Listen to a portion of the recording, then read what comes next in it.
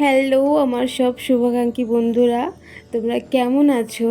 আর আজকের ভিডিওটা একদম অন্যরকম একটা ভিডিও।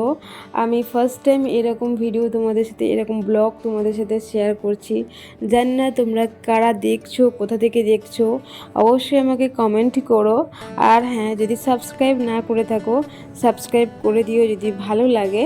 আজকের ভিডিওটা না আমি একটু অন্যরকমভাবে পোস্ট করছি, কারণ কি দেখো, সময় পরিবর্তনশীল, সময়ের সাথে সাথে মানুষ বদলে যায় আর আমাদের থাকার জায়গাগুলো অনেক পাল্টে যায়। আর এই জায়গাটাতে আমি আজকে ভিডিও শ্যুট করছি, কালকে আমি এই জায়গাটাতে থাকবো না, এরকমও তো হতে পারে। আর এটাই তো স্বাভাবিক। সকালে উঠে ব্রাশ করতে করতে ভাবছিলাম যে আজকে সারাটা দিন কী করা যায়, যেটা আমি রোজকার ভাবি যে সারাটা দিন কীভাবে কাটাবো। আসলে আমি আগে যখন সারাদিন বাইরে কাজকর্ম করতাম, যার জন্য বাড়িতে খুব কমই থাকা হতো, বাইরেই বেশি থাকতাম। আর এই বাড়িটাতে এত বন্ধ লাগতো না, মানে কেন জানি না আমার এই জায়গাটা মানে এত মায়া মায়া লাগে। বাট এই জায়গাটাতে মাঝে মাঝে দম বন্ধও লাগে। সো এই একটা মাস পুরো আমি বাড়িতে আছি। মাঝে মাঝে বোরিং লাগলেও কিছু করার নেই। আর সকাল থেকে উঠে সমস্ত রুটিনের বাইরে আমি থাকি, যেটা কিনা হয় সকাল থেকে সন্ধ্যে মানুষ একটা রুটিনের মধ্যে চলে। যেহেতু আমি আমার মতো থাকি, আমার এখানে আমার রুটিন চলে, কোনো আদার্স রুটিন আমি ফলো করি না। আর জানো তো, আমি এই রুমটাতে আসি, মানে এই বাড়িটাতে 2020 সালে। যখন এই বাড়িটাতে আসি তখন আমরা অনেকে ছিলাম। আর 2021 সালে থেকে আমি পুরোপুরি একা। আজকে 2026 সাল, কতগুলো বছর পেরিয়ে গেল যে আমি এই জায়গাটাতে একা নিজের মতো করে থাকি।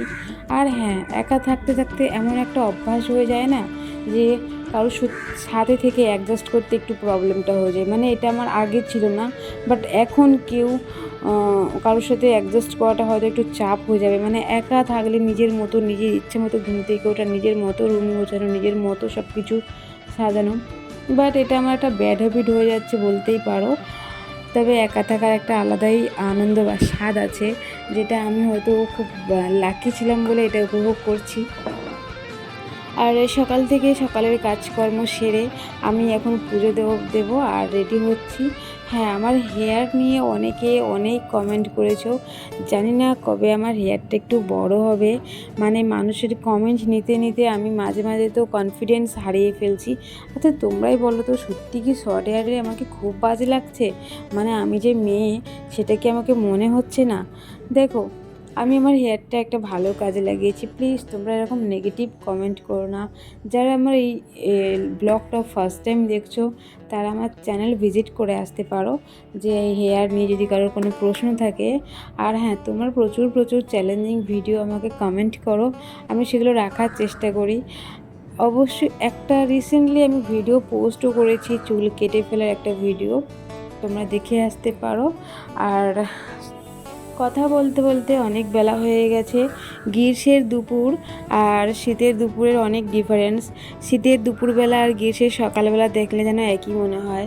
যাই হোক, আর একটা জিনিস কি জানো তো, আমি খুব ভালো করে উপলব্ধি করতে পারছি যে আমি যখন আগে গ্রামে থাকতাম, মানে একটা দুটো ফুল দিয়ে পুজো দিয়ে পোষাতো না, অনেক অনেক ফুল তুলে আনতাম। আর এই যে বলছিলাম না, সময়ের সাথে সাথে মানুষ পাল্টায়, জায়গা বদলে যায়, মানুষের সব কিছু চিন্তাধারাও পাল্টে যায়। এখন যেন আর এত ফুলের হিসাব করি না, একটা দুটো ফুল পেলেই ঠিক আছে, চলো এটা দিয়েই পুজো হয়ে যাবে। মনে হয় যেন ঠাকুর যেটা রেখেছে সেটা ওনার জন্যই রেখেছে, একটা দুটো ঠিক আছে, কোনো সমস্যা নেই। তো এই অ্যাডজাস্টমেন্টে একটু চলে এসছে। আসলে এখানে প্রত্যেক দিন ফুল কিনে পুজো দেওয়াটা আমার একার পক্ষে সম্ভব নয়। আর তার জন্য গাছে যেগুলো ফুল আছে সেটা দিয়েই আমি তুলে আজকে পুজো দেবো। আর আজকে ছিল শনিবার, আমি ব্লগটা পোস্ট করছি রবিবার। তোমরা কারা কারা আজকের দিনেই ভিডিওটা দেখছো কমেন্ট করো। আর সামনে দোল আসছে, তোমাদের দোলের প্ল্যানিং কি একটু শেয়ার করো আমার সাথে। আমি কখনো না দোল খেলি না অতটা, তো জানি না এবছর কী হবে, সবটা সারপ্রাইজ হয়ে যায়। আর আমি পুজো করে রান্না বান্না করব। আজকে ভিডিওটা বেশি বড় করলাম না, এতটুকু করলাম। তোমাদের যদি আজকে ব্লগটা ভালো লাগে আমাকে কিন্তু কমেন্ট করে জানিও, তাহলে আমি নেক্সট টাইম এরকমই ব্লগ পোস্ট করব। আর তোমাদের ভালো লাগলে অবশ্যই আমাকে কমেন্ট করে জানাবে। আর সবাই অনেক অনেক ভালো থাকো। আজকের ভিডিওটা এতটুকু, তোমাদের পরবর্তী ভিডিও তোমাদের সাথে আবারও দেখা হচ্ছে। চলো টাটা।